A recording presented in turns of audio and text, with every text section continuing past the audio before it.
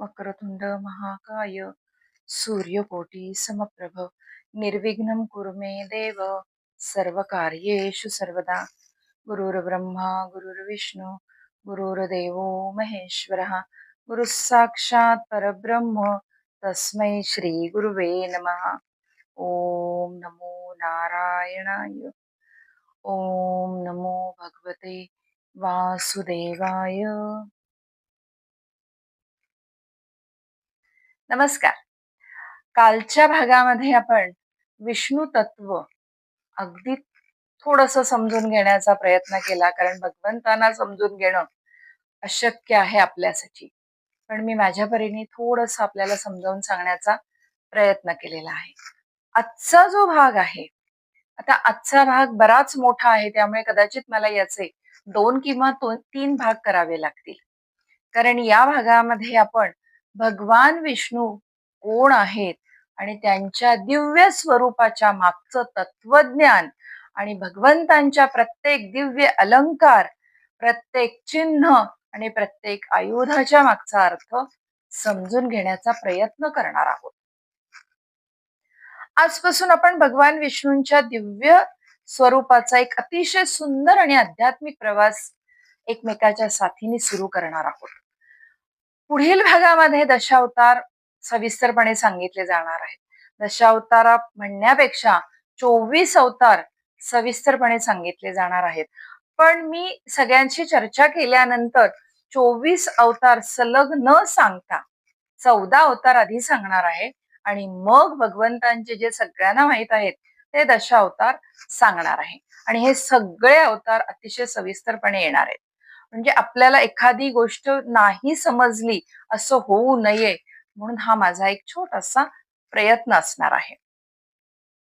आता या दिव्य अवतारांची, भगवंतांच्या दिव्य अवताराची कथा समजून घेण्याच्या पूर्वी अत्यंत एक महत्वाचा प्रश्न आपल्याला समजून घेणं खूप गरजेचं आहे. भगवान विष्णू नेमके कोण आहेत? त्यांच्या प्रत्येक रूपामागे कोणते तत्व दडलेले आहे? त्यांच्या प्रत्येक आयुधामागे, प्रत्येक चिन्हामागे, प्रत्येक अलंकारामागे काय गूढ संदेश आहे आपल्यासाठी? कारण जेव्हा मूळ तत्व आपल्याला समजते तेव्हाच त्यांचे अवतार आणि लीला आपल्याला समजायला लागते. कारण बऱ्याच वेळेला आपण बघतो, अवतार ऐकतो आपण, अवतारांच्या कथा अनेक वेळेला आपण ऐकलेल्या आहेत, पण त्याच्यातला खरंच अर्थ आपल्याला पूर्णपणे नाही समजत. म्हणून माझा हा छोटासा प्रयत्न आहे की आपण आधी त्यांचं मूळ तत्व आपल्या परीने समजून घेण्याचा प्रयत्न करूया. म्हणजे आपल्याला पुढचे जे आता आपण 24 अवतार बघणार आहोत ते 24 अवतार बघताना आपल्याला अतिशय सोपे जाईल. आपण सगळेजण रोज भगवान विष्णूंचं दर्शन घेतो. मंदिरात गेल्यावर, घरातल्या देवघरामध्ये आपल्याजवळ मूर्ती असते, त्या मूर्तीकडे किंवा त्या फोटोकडे आपण बघतो, दर्शन घेतो. किंवा एखाद्या आपण चित्रामध्ये भगवंतांचं चतुर्भुज रूप पाहतो. पण आपण काय करतो, ते रूप पाहतो, आपल्या मनाला ते प्रसन्न वाटतं, आपण नमस्कार करतो आणि निघून जातो. पण आपण कधी भगवंतांच्या दिव्य रूपाकडे शांतपणे कधी बघितलंय? नाही, असं कधीच होत नाही. कारण आपण ज्यावेळेला मंदिरामध्ये जातो त्यावेळेला आपण काय होतं की आपल्याला प्रार्थना करायची असते किंवा एखादा जप करायचा असतो. आपण जातो आणि भगवंतांच्या चेहऱ्याकडे बघतो. मग आपल्याला जी प्रार्थना करायची आहे किंवा जी मागणी मागायची आहे ती मागणी आपण भगवंताकडे मागतो आणि आपण बाकीच्या मंदिरामध्ये असलेल्या बाकीच्या सगळ्या देवांचे दर्शन करून आपण घरी निघून येतो. किंवा कधी कधी आपल्याला एखादा वेळ मिळाला आणि आपली इच्छा असली की आपल्याला आज मंदिरामध्ये बसायचंय, आपण सुखासनात किंवा पद्मासनात भगवंतांच्या समोर बसतो. पण त्यावेळेला आपल्याकडून काय चूक होते, तर आपण डोळे बंद करतो आणि आपल्या मनामध्ये जो काही जप आहे किंवा जी प्रार्थना आहे ती आपण करायला लागतो. पण ज्या वेळेला आपल्याला जवळ वेळ असतो त्याही वेळेला आपण भगवंतांच्याकडे, पूर्ण रूपाकडे भगवंतांच्या कधीच बघत नाही. मला खरंच सांगा, म्हणजे मी स्वतः देखील आतापर्यंत अगदी एवढं निरखून भगवंतांच्याकडे कधीच नाही बघितलं. आपल्यापैकी कोणी बघितलंय? अगदी पायापासून भगवंतांच्या मुखापर्यंत आपण शांतपणे कधी बघत जातो? नाही होत आपलं. का होत नाही याला कारण असं नाही सांगता येत. पण आपल्याला एकदा गेल्यानंतर आपली काय इच्छा असते, की आपण भगवंतांचं प्रसन्न मुख बघतो. आपण प्रसन्न होतो, आपण मनाने शांत होतो. आपल्या मनातल्या सगळ्या काळज्या दूर होतात आणि आपण निघून येतो. पाया पडून आपण निघून येतो. ही सहज होणारी कृती आहे. मुद्दाम असं कोणी करत नाही.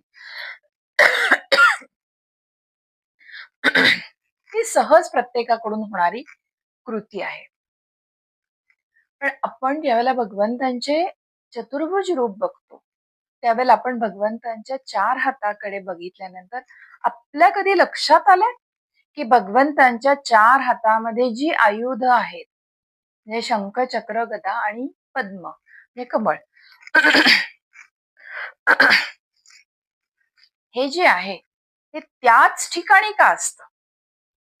उजवा, डावा, वरचे 2 हात आणि खालचे 2 हात या ठिकाणी ठराविक ठिकाणीच ही आयुध का असतात? आपण कधी एवढ्या बारकाईने विचार पण नाही केला. आपण जातो बघतो आणि हा शंख आहे, चक्र आहे, गदा आहे, पद्म आहे, बाकी पितांबर घातलेलं आहे, भगवंतांच्या अंगावर पितांबर आहे. हे सगळं आपण बघतो, एका क्षणामध्ये निहाळतो. पण आपल्या डोक्यामध्ये हा विचार कधीच येत नाही.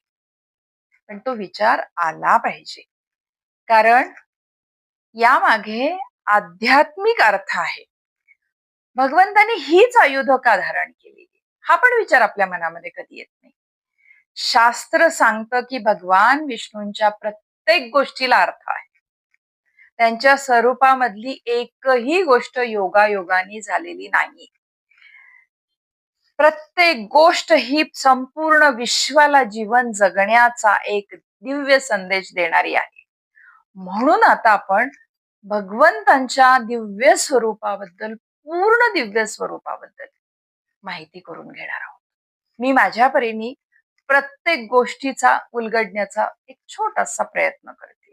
मला अशी आशा आहे आपल्याला पण हा अर्थ अगदी मनापासून समजेल आणि यापुढे ज्या वेळेला आपण भगवंतांच्या पाया पडायला जाऊ, त्यावेळेला मात्र आपल्या पटकन लक्षात येईल की ही गोष्ट आपण ऐकलेली होती, याचा अर्थ हा आहे. आता आपण भगवंतांच्या, माफ करा, कारण इतका मोठा भाग आहे की मला देखील हा सविस्तरपणे लिहिताना खूप वेळ लागला. म्हणजे मी प्रत्येक वेळेला लिहित गेले, प्रत्येक वेळेला त्याच्यातून काही गोष्टी नवीन मिळत गेल्या, परत मी त्या लिहित गेले. असं झाल्यामुळे हा भाग खूप मोठा झालेला आहे. आता आपण आधी फक्त मी आपल्याला सांगितलंय की भगवानचे चतुर्भुज रूप असतं. चतुर्भुज रूपामध्ये भगवंतांच्या चारही हातामध्ये जी आयुध आहेत आणि पद्म आहे म्हणजे कमळ आहे, त्याचा अर्थ आपण आता ओघाओघाने पुढे बघणार आहोत. पण त्याच्या आधी मी आपल्याला अजून एक गोष्ट सांगणार आहे. एक छोटस रहस्य म्हटलं तरी हरकत नाही, जे मला पण हे लिहित असताना समजलं. तोपर्यंत मला देखील हे माहित नव्हतं. कदाचित आत्ता आपल्या ऐकणाऱ्या श्रोत्यांपैकी बऱ्याच जणांना माहित असेल, ज्यांनी पुराणाचा भरपूर वर्षापासून अभ्यास केलेला आहे, मनापासून पुराण त्यांनी वाचलेलं आहे, समजून घेतलेलं आहे, त्यांना कदाचित ही गोष्ट माहिती असेल. पण मला स्वतःला पण ही माहित नव्हती. आपण सगळेजण भगवंतांची एक विष्णूची मूर्ती बघतो, भगवान विष्णूंची मूर्ती बघतो आणि आपल्याला असं वाटतं की ती एकच भगवंतांची एकच मूर्ती आहे. पण शास्त्र, पुराण शास्त्र असं सांगत नाही. पुराण शास्त्रामध्ये भगवान विष्णूंच्या 24 केशव मूर्तीचं वर्णन केलं गेलेलं आहे. या 24 स्वरूपामध्ये, हा खूप महत्वाचा भाग आहे, या 24 स्वरूपामध्ये भगवंतांचे जे 24 स्वरूप आहेत, त्या स्वरूपामध्ये भगवंतांच्या आयुधांची जागा बदलली जाते.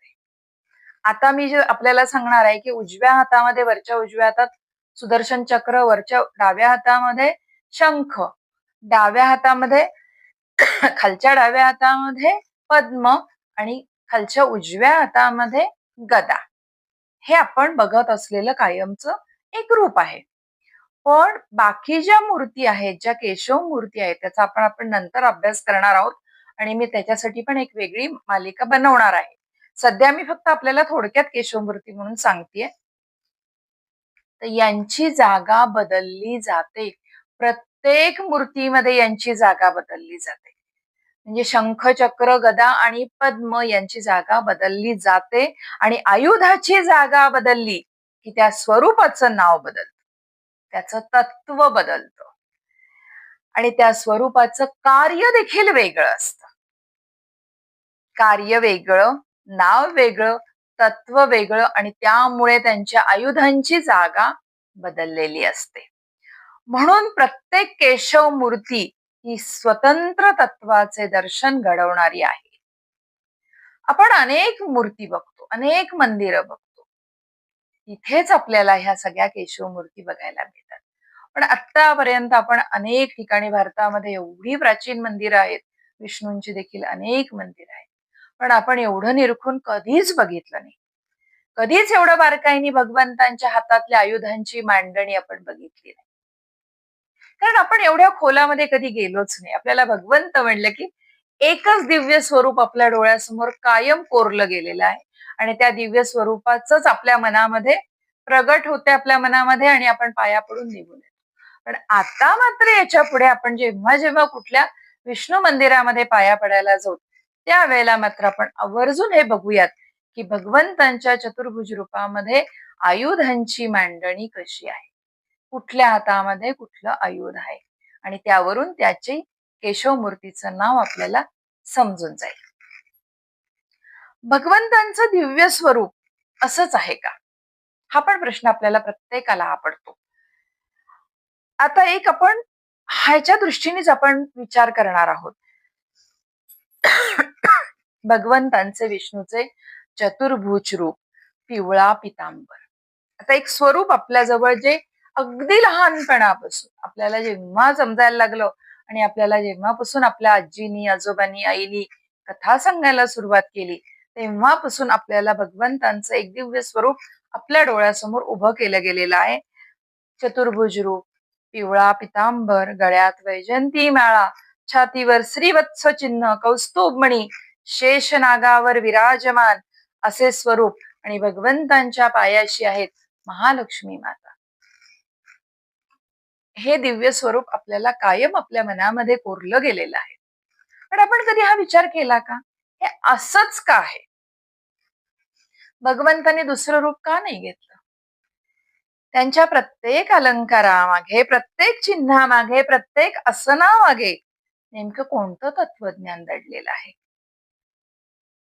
भगवंत अवतार का घेतात? हा पण प्रश्न आपल्याला नेहमी येतो मनामध्ये. लहानपणापासून माझ्या पण मनामध्ये हा नेहमी प्रश्न यायचा की मी माझ्या आईला पण विचारायची.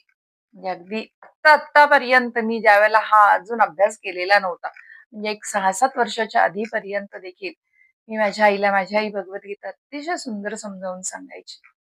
कारण ही मला मी मागेच सांगितलेलं होतं की मला आजोळवरून आलेली ही देणगी आहे. ह्या तिथून मला ही शिकवण आलेली आहे. श्रीमद भागवताची, भगवद्गीतेची ही शिकवण आलेली.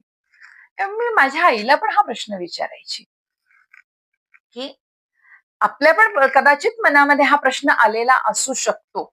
मी आईला विचारायची की भगवंत जर सर्व शक्तिमान आहे, म्हणजे खरं तर आता वयाच्या या टप्प्यावर मी हा प्रश्न अगदी लहान मुलासारखा विचारायची, पण शेवटी आईच्या समोर आपण लहानच असतो, सर्वार्थाने लहान असतो. तर मी आईला हा प्रश्न विचारायची की भगवंत सर्व शक्तिमान आहेत, सर्वज्ञ आहेत, संपूर्ण विश्वाचे नियंता आहेत, तर मग त्यांना पृथ्वीवर अवतार घेण्याची गरजच काय आहे ग? ते वैकुंठामध्ये बसून ज्या भक्तासाठी म्हणून त्यांनी आतापर्यंत अवतार घेतले, त्या भक्तांची मदत ते वैकुंठात बसून का नाही करू शकले? एखाद्या मोठ्या शत्रूचा, एखाद्या जो अधर्म माजवत होता अशा शत्रूचा तिथे बसून पण ते नाश करू शकले असते ना, त्याचा वध करू शकले असते ना. असा प्रश्न मी आईला नेहमी विचारायची. पण हा प्रश्न फक्त मला किंवा आपल्याला नाही पडलेला. हा प्रश्न हजारो वर्षापूर्वी महान ऋषींना देखील पडलेला होता. त्या प्रश्नाचे उत्तर शोधण्यासाठी त्यांनी हजारो वर्ष तप केलं, कठोर तपश्चर्या केली, समाधी लावली आणि जे सत्य त्यांना अनुभूतीतून मिळालं तेच पुढं त्यांनी वेद, उपनिषदे, पुराणे आणि श्रीमद भागवत आणि भगवद्गीतेमधून आपल्या समोर प्रगट केलं. फक्त आपल्याला ते समजून घेता आलेलं नाहीये. पूर्णपणे आपण ते समजून घेतलं नाही. म्हणूनच आपण हे आता जे भाग करतोय यामध्ये आपण थोडस, अगदी थोडस समजून घेण्याचा प्रयत्न करणार आहोत. भगवंतांची नावे अनेक आहेत, पण तत्व एकच आहे, म्हणजे परमतत्व एकच आहे. पण नाव मात्र हजारो नाव आहेत. विष्णू सहस्रनामामध्ये आपण बघतो 1000 नावं भगवंताला आहेत. त्या प्रत्येक नावाचा अर्थ वेगळा आहे. भगवान विष्णूना वेदानी परब्रह्म म्हटलं, पुराणानी नारायण म्हटलं, भक्तांनी प्रेमाने हरी म्हटलं, आणि आपण त्यांना भगवान विष्णू म्हणतो. आता आपल्याला प्रत्येकाला हा प्रश्न पडला असेल की एवढी नावे कशासाठी भगवंताची. तर आता याच्यासाठी एक छोटस उदाहरण मी आपल्याला देते, कारण यावेळेला मी हा जो भाग बनवत आहे यामध्ये फक्त एक जोड मी करते की पुराणामधून जो उपदेश आपल्यासाठी केलेला आहे त्या उपदेशाला मी थोडस आधुनिक रूप देते आणि आपल्याला उदाहरण करते. कारण असतं ना काय, आपल्याला उदाहरणासहित जर सांगितलं तर फार पटकन कळतं. ही आपल्याला लहानपणापासून सवय असते. आपण आपल्या घरातल्या लहान मुलांना पण उदाहरणं देऊन एखादी गोष्ट पटवतो. तीच गोष्ट आपल्या बाबतीत पण होते. म्हणून मी बऱ्याच वेळेला मध्ये मध्ये काही उदाहरणं देत आहे. एक छोटस उदाहरण बघूया. आपल्या घरातली एक व्यक्ती, म्हणजे आता आपला मुलगा धरूयात किंवा नवरा धरूयात, तो कोणासाठी मुलगा असतो, कोणाचा वडील असतो, कोणाचा भाऊ असतो, कोणाचा मित्र असतो, कोणाचा पती असतो, कोणाचा जावई असतो, तो कोणाचा मेव्हणा असतो. म्हणजे व्यक्ती एकच आहे, पण तिची ओळख बदललेली आहे, नात्यानुसार तिची ओळख बदललेली आहे. तसंच परमात्म्याचं आहे. परमात्मा एकच आहे, परंतु त्याच्या कार्यानुसार त्याची नावे बदलत गेलेली आहे. त्याच्या अवतारानुसार त्याची नावे बदलत गेली. ज्या कार्यासाठी त्यांनी अवतार घेतलेला आहे त्यानुसार त्याचं नाव बदलत गेलेलं आहे. सृष्टीचे पालन करतात भगवान विष्णू, म्हणून त्यांना विष्णू म्हटलं जातं. सर्व जीवांचा अंतिम आश्रय आहेत, म्हणून त्यांना नारायण म्हटलं जातं. पापाचे हरण करणारे आहेत, म्हणून हरी म्हटलं जातं. पृथ्वी, गाय आणि इंद्रियांचे रक्षण करतात, म्हणून त्यांना गोविंद म्हटलं जातं. आणि भक्तांच्या हृदयात सदैव वास करतात, म्हणून त्यांना माधव म्हटलं जातं. म्हणजे बघा, मी अगदी थोडीच नावं आपल्याला सांगितली, कारण विष्णू सहस्रनामातली सगळी नावं सांगायची म्हणजे तर आपल्याला परत खूप एपिसोड बनवावे लागते. म्हणून एक उदाहरणादाखल आपल्याला 4-5 नावं मी सांगितली, पण अर्थ किती छान आहे बघा. पुराणाने त्याचा अर्थ किती सुंदर आपल्याला समजावून सांगितलाय. म्हणजे आता यापुढे आपल्याला हरी म्हटलं की लक्षात येणार, आपल्या डोळ्यासमोर पटकन येणार, पापांचं हरण करणारा हरी. म्हणूनच वेद आपल्याला हे सांगतं की अर्थ समजून घ्या, म्हणजे भगवंत तुम्हाला बरेचसे समजते आणि भगवंतांच्या जवळ तुम्ही हळूहळू जायला लागाल. हेच आपल्याला वेद पुराण सांगत आलेलं आहे. भगवान विष्णूंना सृष्टीचे पालन करते म्हटले जाते. याचा अर्थ ते केवळ अन्न, पाणी किंवा प्राण देतात एवढंच नाही, ते प्रत्येक जीवाला प्रत्येक क्षणी जगण्याची संधी देतात, म्हणून त्यांना पालन करते म्हटलं जातं. आज विचार करा, आता दुपार झालेली आहे, मी आता रेकॉर्डिंग करते त्याला दुपार झालेली आहे. आज सकाळी दिवस सूर्य उगवला, आपण अगदी सहजपणे सगळ्यांनी श्वास घेतला, आपलं हृदय धडधडलं, आपल्या पूर्ण शरीरामधल्या रक्तवाहिन्यातून रक्तप्रवाह व्यवस्थित सुरू झाला. हे सगळं आपण केलंय? नाही, हे त्या भगवंतानी केलेलं आहे. त्याची इच्छा होती म्हणून हे सगळं सुरळीत सुरू झालं. या विश्वातले प्रत्येक नियम, प्रत्येक हालचाल, प्रत्येक जीवाचे अस्तित्व एक अदृश्य दैवी शक्तीच्या नियमाने चालते, आणि ती अदृश्य शक्ती भगवान विष्णू असतात. आता आपण इथपर्यंत मी आपल्याला समजावून सांगितलं. आता आपण भगवंतांचं दिव्य स्वरूप, आता आपण पूर्ण सगळं भगवंतांच्या चेहऱ्यापासून पायापर्यंत प्रत्येक गोष्टीचा अर्थ समजून घेणार आहे. प्रत्येक अलंकाराचा अर्थ समजून घेणार आहेत. वाहन कोणतं आहे त्या वाहनाच्या मागचा अर्थ समजून घेणार आहेत. ज्याच्यावर भगवान विश्रांती घेतात त्या शेषनागाच्या मागचा अर्थ समजून घेणार आहोत. अशा या प्रत्येक गोष्टींचा अर्थ आपण समजून घेण्याचा प्रयत्न करणार आहोत. भगवान विष्णूंच्या प्रत्येक अलंकाराच्या मागे, प्रत्येक चिन्हाच्या मागे एक गूढ अर्थ आहे, एक गूढ तत्वज्ञान आढळतं आपल्याला. आता आपण सुरुवात करूयात भगवंतांच्या पूर्ण रूपापासून. बऱ्याच वेळेला काय होतं की कोणाचा तरी असा प्रश्न असतो, खूप जण प्रश्न काही असे विचारतात ज्यांच्या मनामध्ये शंका येते. आपण ज्या वेळेला या विषयांवर एकमेकाशी बोलायला लागतो त्यावेळेला एखादी व्यक्ती आपल्याला असा एक प्रश्न विचारते की भगवान निराकार आहेत, तर मग आपण त्यांना साकार रूपामध्ये का बघतो? कारण नेहमी म्हटलं जातं ना, भगवान निराकार आहेत, तर साकार रूपामध्ये का बघतो? बरेच लोक काय म्हणतात की परमेश्वर तर सर्वत्र आहे असं तुम्ही म्हणता, मग मूर्तीपूजा का करायची? हा प्रश्न तर मला वाटतं बहुतांशी लोक आजकाल विचारतात की मूर्तीपूजा का करायची? परमेश्वर तुम्ही म्हणता, प्रत्येक गोष्टीमध्ये परमेश्वर आहे, सगळ्या विश्वामध्ये परमेश्वर आहे, मग मूर्तीपूजा का करायची? त्याचं खूप सुंदर उत्तर मी नाही, पुराणाने दिलेलं आहे. परमात्मा निराकार आहे, अनंत आहे, पण आपल्याला, मानवाला, आपण खूप तसे अगदी साधे आहोत, आपली तेवढी आध्यात्मिक उंची नाही, म्हणून आपल्याला त्या अनंताचं चिंतन करणं खूप कठीण झालं. कारण आपण सामान्य मानव आहोत, म्हणून परमात्म्याने भक्ताच्या प्रेमासाठी एक दिव्य साकार रूप धारण केलं.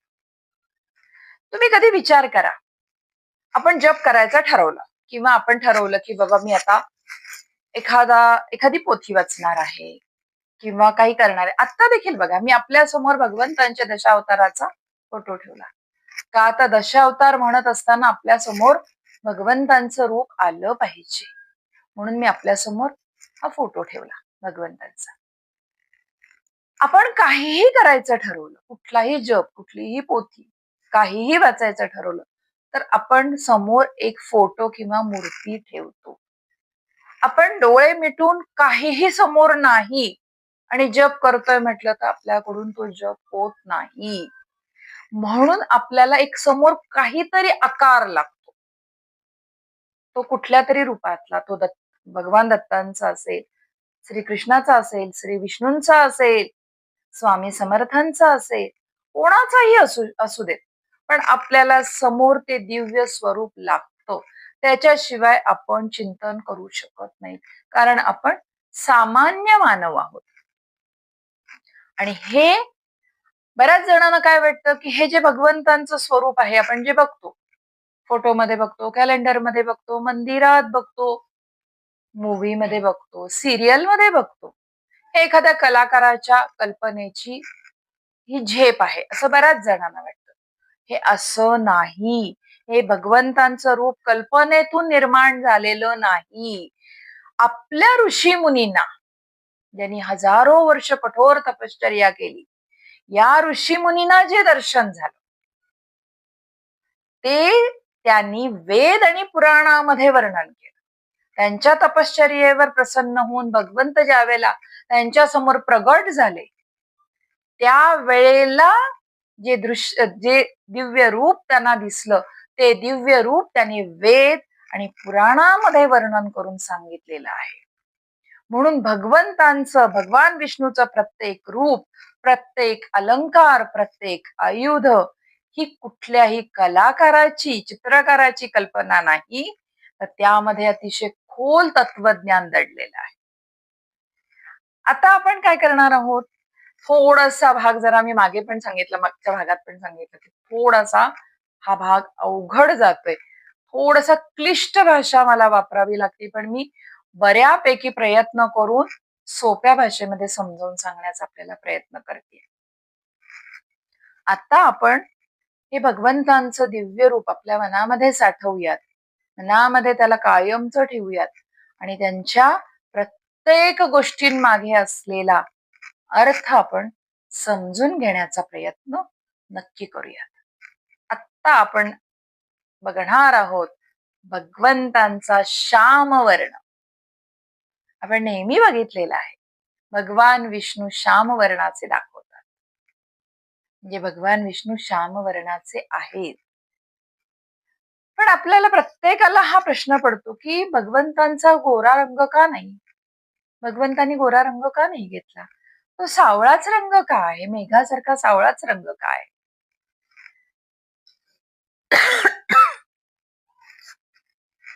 हा वर्ण अंधाराचं प्रतीक नाहीये, हा अनंत तत्वाचं प्रतीक आहे. मेघवर्ण श्यामवर्ण हा अनंताचं प्रतीक आहे. रात्रीचं आकाश तुम्ही कधी बघा, शांतपणे बघा, काळा पूर्ण काळं असतं, पण त्यामध्ये लखलखणारे असंख्य तारे सामावलेले असतात. समुद्राचं पाणी ज्यावेळेला आपण समुद्रामध्ये जातो, बोटीतून आपण समुद्रामध्ये जात असतो, त्यावेळेला आपण कधी निरखून खाली समुद्राकडे बघितलंय? ज्या वेळेला समुद्राकडे आपण शांतपणे बघूत निरखून, त्यावेळेला ते पाणी देखील गडद निळ्या रंगाचं असतं. म्हणूनच भगवंतांचा श्यामवर्ण आपल्याला सांगतो की मी अनंत आहे, माझ्यामध्ये संपूर्ण सृष्टी सामावलेली आहे. हा आपल्याला भगवंतांचा श्यामवर्ण आपल्याला हे समजावून सांगतो. यानंतर येत आहे भगवंतांचं पितांबर. मी प्रत्येक एक एक एक एक एक एक गोष्ट आपल्याला सांगते आणि ती गोष्ट आपण डोळे बंद करून आपल्या डोळ्यासमोर आणण्याचा प्रयत्न करूया. आपण नेहमी बघितलेलं आहे, भगवंतांचे वस्त्र हे पिवळ्या रंगाचं असतं, त्याला पितांबर म्हटलं जातं. अनेकांच्या मनामध्ये हा पण प्रश्न असतो, मला पण बऱ्याच जणांनी, म्हणजे आत्ता नाही, फार पूर्वी असं विचारले, इव्हन माझ्या नातवानी पण मला विचारलेलं होतं की आजी पितांबरच का, पिवळच वस्त्र भगवंत का वापरतात? त्यांना पिवळं सोवळं, म्हणजे तो सोवळं म्हणायचा, तो लहान असताना त्याला ते म्हणता नाही यायचं पितांबर.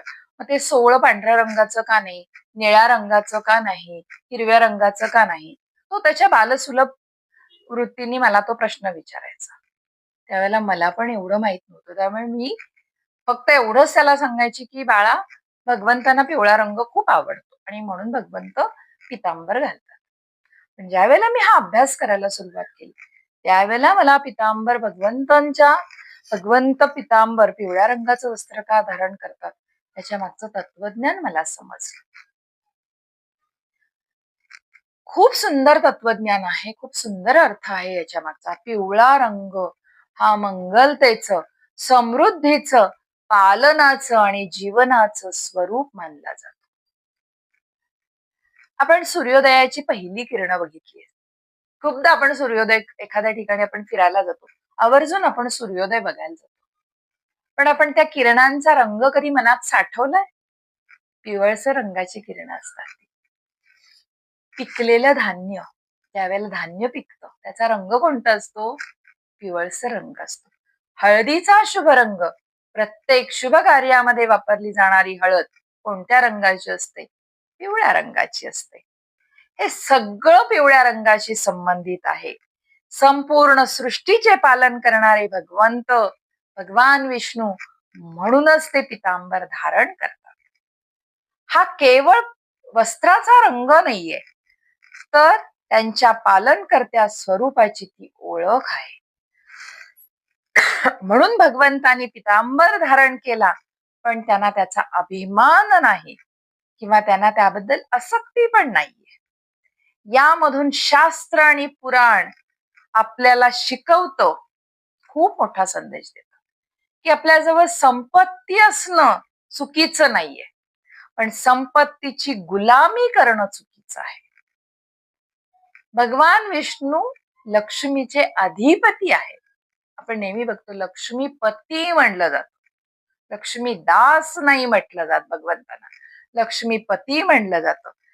ते भगवंत प्रत्यक्ष महालक्ष्मी त्यांच्या जवळ असूनही ते त्यांचे दास नाही, ते संपत्तीचे दास नाहीत. मात्र आजच्या कलियुगामध्ये किंवा आपण बघतो अनेकदा पैशाचा माणूस दास बनतो. तो पैशाचा सेवक जास्त झालेला असतो, म्हणजे उपभोग खूप कमी, साठवून ठेवण्याकडे कल जास्त. त्याचा चांगला उपयोग स्वतःसाठी नाही आणि समाजासाठी पण केला जातो. म्हणूनच आपण संपत्तीचा उपयोग करावा, पण संपत्तीला आपल्यावर कधीही राज्य करू देऊ नये. हा उपदेश, हा छान उपदेश आपल्याला पुराणाने याच्यातून दिलेला आहे. पितांबर, भगवंतांचं पितांबर यातून आपल्याला दिलेला आहे.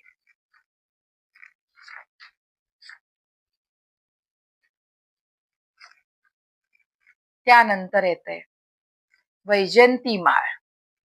भगवंतांच्या गळ्यामध्ये वैजयंती माळ असते. बहुतेकांना वैजयंती माळ माहिती आहे. बद्रीनाथला जे जे लोक जाऊन आलेले असतील तर हा पण एक नंतर मी भागामध्ये सांगणार आहे की कुठून काय आणलं पाहिजे. बद्रीनाथ हे विष्णूंचं धाम समजलं जातं, म्हणजे समजलं काय, विष्णूंचं धामच आहे.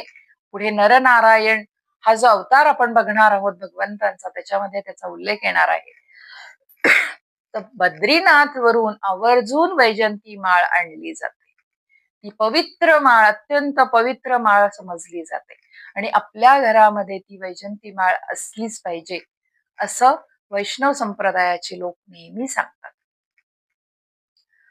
भगवान विष्णू यांच्या गळ्यामध्ये सदैव एक दिव्य माळ असते, तिला वैजयंती माळ म्हणतात. वैजयंती म्हणजे नेमके काय? वैजयंती म्हणजे सदैव विजय प्राप्त करून देणारी. हा विजय दुसऱ्यांवर मिळवायचा नाहीये आपल्याला.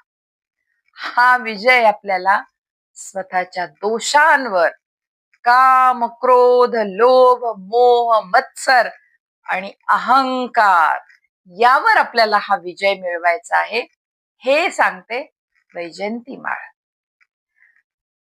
ज्याने स्वतःच्या मनावर विजय मिळवला त्यानेच खऱ्या अर्थाने यश प्राप्त केलं असं शास्त्र आणि पुराण सांगतं. आज कलियुगातला माणूस संपूर्ण जग जिंकण्याच्या मागे लागलेला आहे. आजच्या मानवाला, कलियुगातल्या मानवाला प्रत्येक गोष्टीवर स्वतःचं नियंत्रण पाहिजे असतं. मी म्हणेल ती पूर्व दिशा, मी म्हणेल तसंच झालं पाहिजे, हा प्रत्येक माणसाचा एक स्वभाव बनलेला आहे, कलियुगातल्या माणसाचा. पण त्याला सगळ्या गोष्टींवर नियंत्रण पाहिजे, सगळे त्याच्या अधीन झालेले पाहिजे. पण तो स्वतःच्या रागावर, अहंकारावर विजय प्राप्त करू शकलाय? अहंकारावर नियंत्रण ठेवू शकलाय? रागावर नियंत्रण ठेवू शकलाय? नाही. म्हणून भगवंत आपल्याला सांगतात की ज्याने स्वतःचं मन जिंकलं त्याने संपूर्ण विश्व जिंकलं.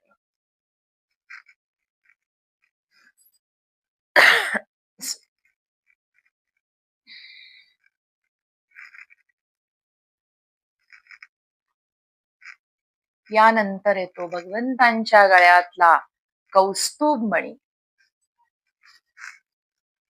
आपण आता हे अलंकार, म्हणजे आता मुद्दाम आपल्याला एक एक अलंकाराच्या बद्दल माहिती सांगते याच कारणासाठी की यापुढे ज्यावेळेला आपण विष्णू मंदिरामध्ये जाऊ त्यावेळेला आपण आवर्जून पाहूयात. तेही कसं आहे मी आपल्याला सांगतेय, पण बऱ्याच वेळेला बऱ्याच मंदिरामध्ये शांतपणे भगवंतासमोर उभं राहू दिलं जात नाही. 1-2 मिनिट देखील आपण उभं राहू शकत नाहीत की तिथले पुजारी आपल्याला बाजूला सरकवतात. पण आपल्या सुदैवाने जर एखाद्या कुठल्या मंदिरामध्ये आपल्याला जास्त वेळ उभं राहता आलं तर मात्र आवर्जून हे सगळं आपण बघूया. कौस्तुभ मणी.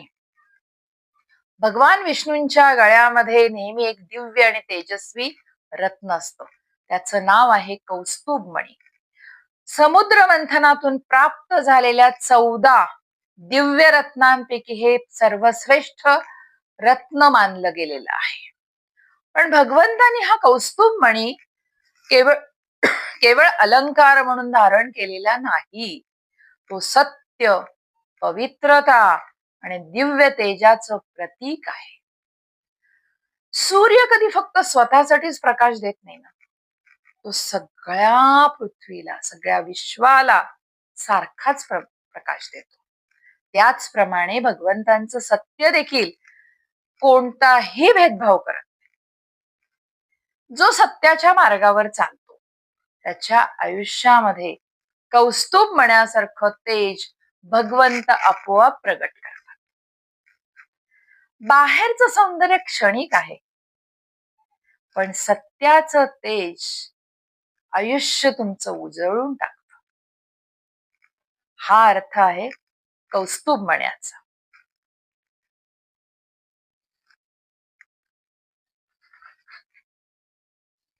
यानंतर आहे भगवंतांच्या उजव्या वक्षस्थळावर एक अत्यंत पवित्र चिन्ह आहे. आपण ते, कारण हे मात्र आपल्याला बघणं अवघड आहे, कारण भगवंतांच्या अंगावर जी वस्त्र असतात त्यामुळे हे श्रीवत्स चिन्ह, भगवंतांच्या उजव्या वक्षस्थळावर जे चिन्ह आहे याला श्रीवत्स चिन्ह म्हणतात. हे मात्र वस्त्रांमध्ये झाकलं गेलेलं असतं, त्यामुळे आपल्याला हे बघायला मिळणं खरंच खूप अवघड आहे. फक्त आपण आपल्या मनानी त्याचं ते रूप आपल्या डोळ्यासमोर आणण्याचा प्रयत्न करूयात. आज हे चिन्ह प्रत्येक मूर्तीमध्ये स्पष्टपणे दिसत नाही, म्हणूनच आत्ताच मी आपल्याला सांगितलं, परत मी ते सविस्तर सांगते. पण जेव्हा भगवंतांचा अभिषेक करून त्यांना अलंकार रहित दिव्य दर्शनासाठी प्रगट केले जातं, अशा काही ठराविक वेळा असतात. मंगल वेळ म्हणून म्हटलं जातं, अगदी ब्रह्ममुहूर्तावर पहाटे 3:30-4 वाजता असतो. प्रत्येक मंदिरामध्ये हे असतं. 3:30-4 वाजता मंगल दर्शन म्हणून म्हटलं जातं.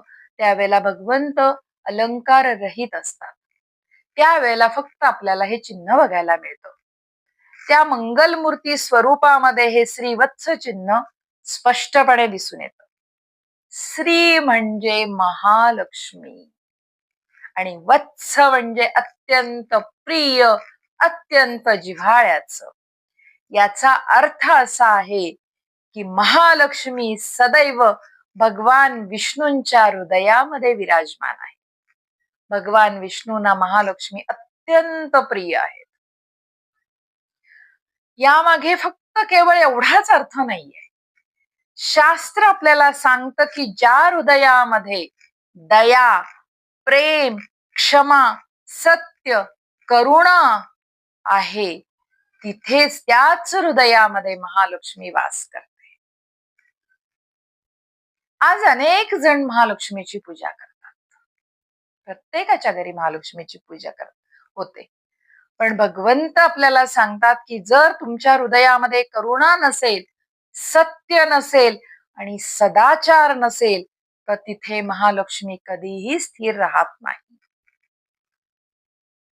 धन कमावणं मोठी गोष्ट नाहीये, तर त्या धनाचा योग्य धर्मपूर्ण आणि लोककल्याणासाठी उपयोग करणं अधिक मोठं आहे.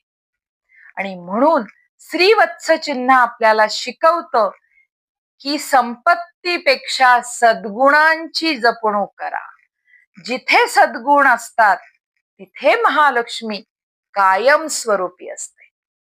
कारण नेहमी लक्षात ठेवा, जिथे विष्णू तिथे महालक्ष्मी. आणि भगवान विष्णूंना सद्गुण अतिशय आवडतात.